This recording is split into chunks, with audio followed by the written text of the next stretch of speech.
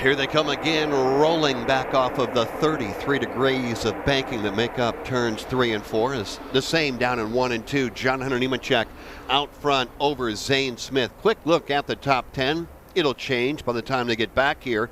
Carson Hocevar third, Chandler Smith fourth, Colby Howard running fifth in front of Matt Crafton. Corey Heim is seventh, Jordan Anderson eighth, Christian Eckes ninth, and Tanner Gray completes the top 10. That's how they run right now as they work their way down the Alabama Gang super stretch, headed for turns 3 and 4 in front of Dan Hubbard. Chandler Smith has found a comfort zone, if you will, from that third position on the outside of Carson Hocevar. They have been side by side for lap after lap, and Chandler simply can't get enough help to run down John Hunter Nemechek. Again, Chandler Smith on that outside lane, trying to catch that lower lane. Well, that help comes in the form of Colby Howard, who lines up right behind. Corey Heim is right there also. Christian Eckes, you keep pounding away at that outside lane, Dave Moody, and sooner or later it's going to begin to work. History tells us that as the afternoon goes on, that high groove gets better and better. But right now, John Hunter Nemechek's the leader of the band. He's got him covered down low. Yeah, John Hunter Nemechek has done his share of dancing from lane to lane. He'll start at the bottom. He'll go to the outer lane, then back to the bottom. For now, he'll continue to keep his Toyota Tundra in the low lane with Zane Smith right behind him. And I get the impression that Zane Smith could get to the bumper of John Hunter Nemechek, but for the moment, he's content to let John Hunter Nemechek do all the heavy lifting as the field makes the way off of turn 4. It's Nemechek, Zane Smith, Chandler Smith, and Carson Hocevar. They'll come down to the line. 16 laps will go on the board. Will give us just 4 laps to go here in the opening stage. And for Dave Moody, for these playoff drivers, and for everybody for that matter, but specifically the playoff drivers, the points paying window is about to open. It is, and the intensity meter will begin to climb as a result. John Hunter Nemechek has held the sway most of the way so far, but he's got a trunk full of Zane Smith off turn 2. Zane Smith nestled up right behind him. They run 1 and 2. The real jam up comes from third on back. The outside line now led by Chandler Smith. Carson Hocevar to his inside, and now Hocevar will advance to third. Carson Hocevar locks down that third spot. Now Chandler Smith will have to deal with Matt Crafton, who has had a pretty good stage 1 here at Talladega. Crafton gets a nose out in front, a door panel out in front of Chandler Smith.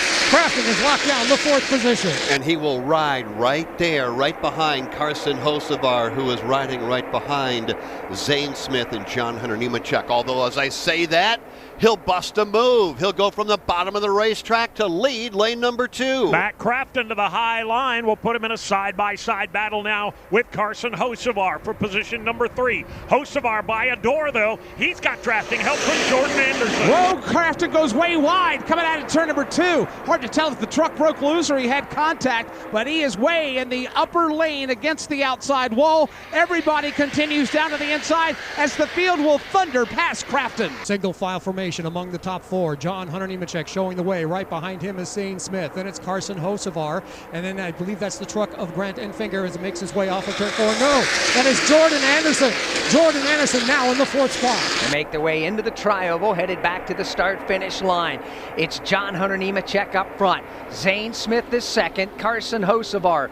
Jordan Anderson, your front 4. Tanner Gray is 5th. Gray trying to move on the outside. Oh, we got the Jordan Anderson truck has just gone up in flames. Blew the engine on entry to turn 2, and a massive fire under the Jordan Anderson machine. He slides up in turn 2.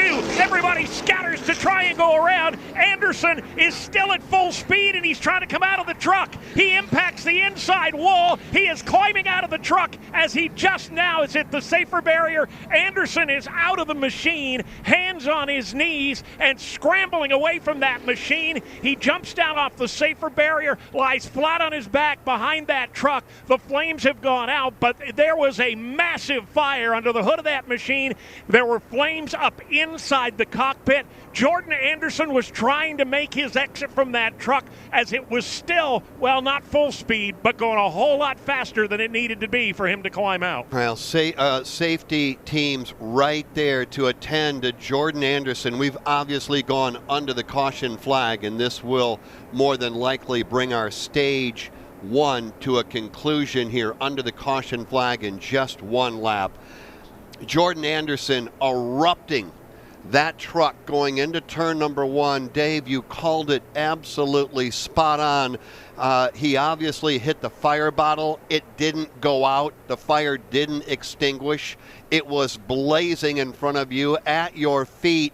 Then the window net came down, and Dave, take it from there. Well, I've only seen anything like it once before in my life, Jeff, and that was many, many years ago at Daytona International Speedway when Bobby Dotter's car went up in flames in a very similar way. And I've never forgotten him literally sitting on the door sill of that truck trying to steer with one hand as the flames leapt out of that car, and he eventually had to go back in as the inside wall loomed closer and closer. A very similar situation for Jordan Anderson. He got out of the car as quickly as he possibly could. He is being attended to now by the EMTs as he lays on the asphalt behind that truck. He was in there a lot longer than he needed to be, a lot longer than he wanted to be. Not a good situation for young Jordan Anderson. No, it's not. So all the good vibes and thoughts right now are with Jordan Anderson, who's being tended to by the safety personnel over there at the scene on the inside at the start of the super stretch here at Talladega Super Speedway. You know, you see videos from back in the 50s and early 60s, especially with IndyCar drivers back in those days in the old Watson Roadsters. They might be on fire and they're bailing out of their race cars while they're still moving. Same thing we saw right there with Jordan Anderson. He was on fire, a big ball of fire for a long time, all the way through turns 1 and 2 at full speed, and climbing out of that truck when it made contact with the inside safer barrier.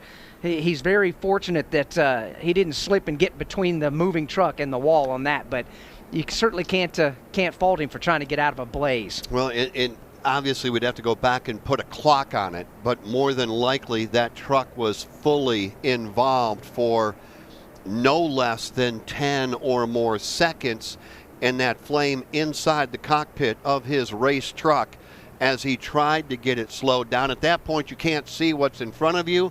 You have no idea what's going on around you. All you know is that that truck is on fire, and certainly he was feeling that as he dropped the window net and tried to climb out of that truck as it was coming to a stop, and that was as it was impacting the inside safer barrier. Stage 1 is over. John Hunter Nemechek will score the green and white checkered flag. He does. John Hunter Nemechek wins the stage. Zane Smith will be second. Carson Hocevar third. Chandler Smith fourth. Colby Howard was fifth, and Tanner Gray sixth. Ben Rhodes seventh. Corey Heim eighth. Christian Eckes ninth, and Tyler Ankrum was 10th.